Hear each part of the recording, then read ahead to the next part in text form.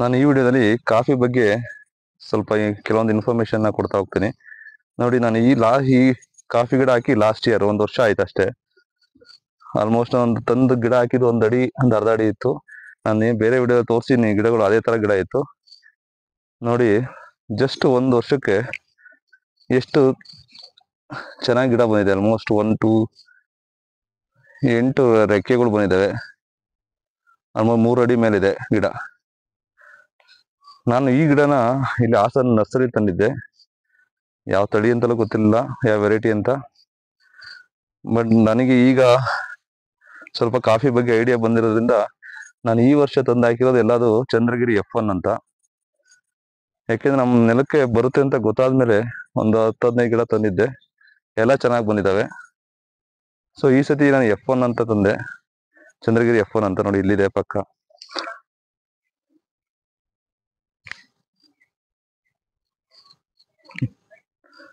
ತುಂಬಾ ಚೆನ್ನಾಗಿ ಬರ್ತಾ ಇದೆ ಇದು ಕಾಫಿ. Mostly robusta. ಇದು ಲಾಸ್ಟ್ ಇಯರ್ ತಂದು ಹಾಕಿದ್ದೆ. ನೋಡಿ, 2 ಗಿಡಗಳು ಆಲ್ಮೋಸ್ಟ್ 4 ಅಡಿ ಮೇಲೆ ಇದೆ 1 ವರ್ಷಕ್ಕೆ ಗಿಡ. ನೋಡಿ, ನೆಕ್ಸ್ಟ್ ಇಯರ್ ಮೋಸ್ಟ್ಲಿ ಕಾಯಿ ಆಗ್ಬೋದು ಅಂತ ಅನ್ಕೊಂಡಿದೀನಿ. ಅಂದ್ರೆ 2 ವರ್ಷಕ್ಕೆ ಗಿಡ ಕಾಯಿ ಬಿಡಕ್ ಸ್ಟಾರ್ಟ್ ಆಗುತ್ತೆ. ನೀವು ನೋಡ್ಬೋದು ಆಲ್ರೆಡಿ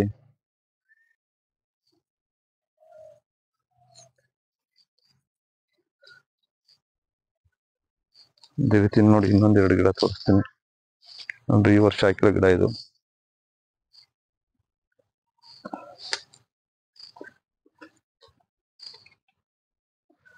ಇದು ನೋಡಿ, ಇದು ಲಾಸ್ಟ್ ಇಯರ್ ತಂದು ಹಾಕಿದ್ ನಾನು. ಎಷ್ಟು ಚೆನ್ನಾಗಿ ಬಂದಿದೆ.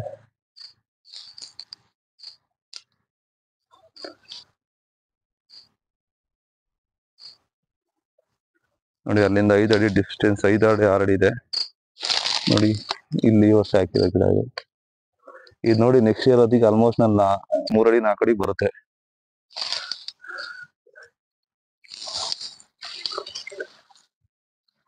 ನೋಡಿ, ಇದು ಈ ವರ್ಷ ಹಾಕಿರೋ ಗಿಡ.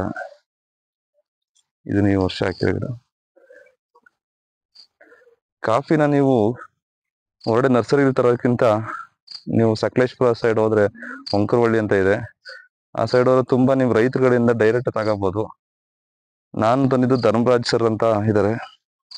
ಅವರ ತೋಟದಲ್ಲಿ ಬೆಳೆದಿದ್ದಂತ ಕಾಫಿ ಬೀಜಗಳನ್ನ ಗಿಡ ಮಾಡಿದಂತ ಆದರ್ಶ ಅವ್ರ ಕಡೆಯಿಂದ ತಗೊಂಡೆ. ನಿಮಗೆ ಕಾಂಟ್ಯಾಕ್ಟ್ ನಂಬರ್ ಬೇಕು ಅಂದ್ರೆ ತಿಳಿಸಿ, ನಾನು ಕಾಂಟ್ಯಾಕ್ಟ್ ನಂಬರ್ ಕೊಡ್ತೀನಿ. ನೋಡಿ, ತೆಂಗಿಗೆ ಮೆಣಸು ಹಾಕಿರೋದು.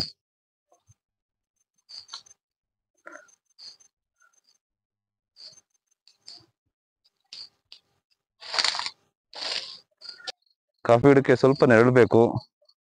ಅದು ಫಸ್ಟು ತೀರಾ ನೆರಳು ಬೇಡ, ಸ್ವಲ್ಪ ಮೀಡಿಯಂ ನೆರಳಿದ್ರೆ ಸಾಕು. ಸೊ ಹಾಗಾಗಿ ಫಸ್ಟ್ ಇಯರ್ ನಿಮ್ಗೆ ನೆರಳಿಲ್ಲ ಅಂದ್ರೆ ಅದು ಸ್ವಲ್ಪ ಶೇಡ್ ನೆಟ್ ಅನ್ನೋಕ್ಕಿಂತ ಏನಾದ್ರೂ ಈ ಸೋಗೆಲಿ ಯಾವ್ದಾದ್ರು ಸ್ವಲ್ಪ ನೆರಳು ಕೊಟ್ಟು ನೀವು ಕಾಪಾಡಬೇಕು. ಆದಷ್ಟು ಬಾಳೆ ತೋಟದಲ್ಲಿ, ಅಡಿಕೆ ಗಿಡದಲ್ಲಿ ಆರಾಮ ಹಾಕ್ಬೋದು ನೀವು.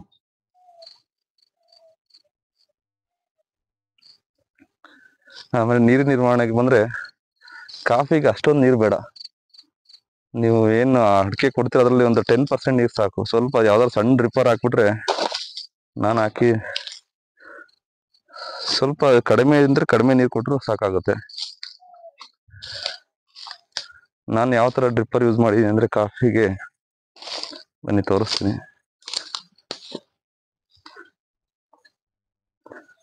ನೋಡ್ಬೋದು, ನಾನು ಈ ತರ ಡ್ರಿಪ್ಪರ್ ಇದೆ.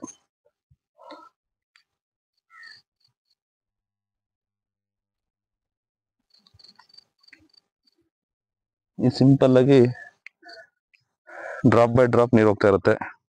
ನೋಡಿ, ಇನ್ನೊಂದು ಗಿಡ ಲಾಸ್ಟ್ ಇಯರ್ ಹಾಕಿದ್ದು, ಎಷ್ಟು ಚೆನ್ನಾಗಿ ಬಂದಿದೆ.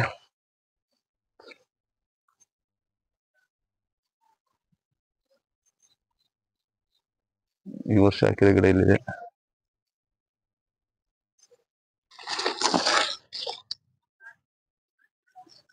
ನೋಡಿ, ಈಗ ಇಲ್ಲೊಂದು ಮೆಣಸು ಹಾಕಿದೀನಿ, ಮೆಣಸು ಚೆನ್ನಾಗಿ ಬಂದಿದೆ.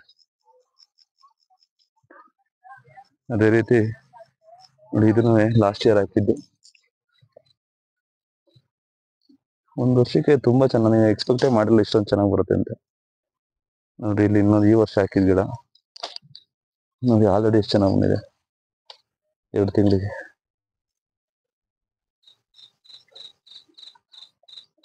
ನೋಡಿ ಅಲ್ಲೊಂದು ಲಾಸ್ಟ್ ಇಯರ್ ಹಾಕಿದ ಗಿಡ.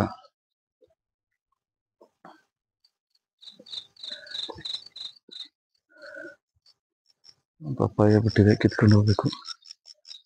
ಆಗ್ತಾ ಇದೆ.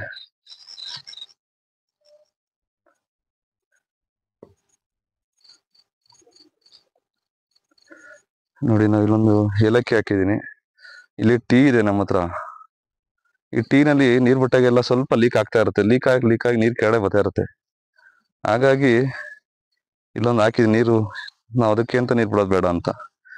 ನೋಡಿ ಅದ್ರ ಪಕ್ಕ ಗೆಣಸು ಸಬ್ಸಿನಿ, ಸ್ವಲ್ಪ 1-2 ಕಡ್ಡಿ ಚೆನ್ನಾಗಿ ಬರ್ತಾ ಇದೆ. ನೋಡಿ ಇಲ್ಲೊಂದು ಗಿಡ ಇದೆ, ಇದು ಅಷ್ಟೇ ಲಾಸ್ಟ್ ಇಯರ್ ಹಾಕಿದ ಕಾಫಿ ಗಿಡ. ಎಷ್ಟು ಚೆನ್ನಾಗಿ ಬಂದಿದೆ ನೋಡಿ. ಮೋಸ್ಟ್ಲಿ ನೆಕ್ಸ್ಟ್ ಇಯರ್ ಪಕ್ಕ ಇದು ಕಾಯಿ ಬಿಡ್ತಾ ಇಲ್ಲ, ನೋಡೋಣ.